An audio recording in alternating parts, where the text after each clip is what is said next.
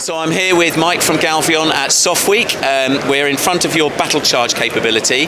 Galvion are renowned for head protection systems and integrated soldier systems. Right. Can you explain a little bit about integrated soldier systems and then how that relates to Batlchrg for us? Batlchrg, yeah, exactly. So we've done a really good job of taking soldier-worn power, taking batteries, taking hubs, taking power sources from other areas of the environment, being able to harvest that power and giving it to the soldier to charge what they're wearing in order to operate, communicate, and do soldier things, right?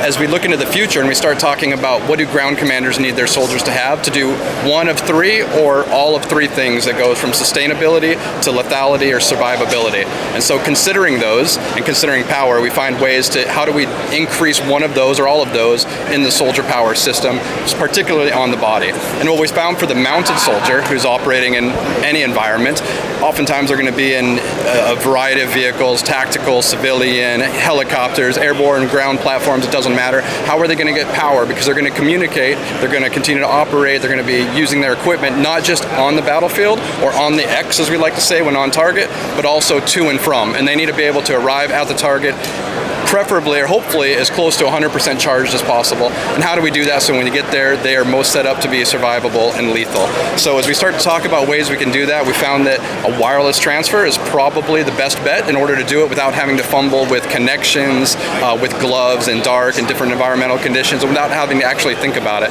You get into the vehicle, you're being charged, you get off the vehicle, you debus, and you just know that you're ready to go, and it's not a consideration that you have to have. So we do that using wireless power transfer through our Batlchrg ecosystem, and as you can see, as we're going to show on the mannequin here, we're essentially able to use magnetic resonance technology, which is using a magnetic field to wirelessly transfer from the vehicle power onto the soldier. And it's a terrific technology. It's simple, it's a lot of design, but at the end of the day, it's almost seamless for the soldier. So you would essentially think of the soldier jumping in the vehicle, sitting down, soldier makes contact on or in the vicinity of the seat. Yeah. Next thing you know, you're going to see charging on the solo pack battery, you're going to see charging on your radios, you're going to see a full EUD on the chest. Not a consideration for power concerns.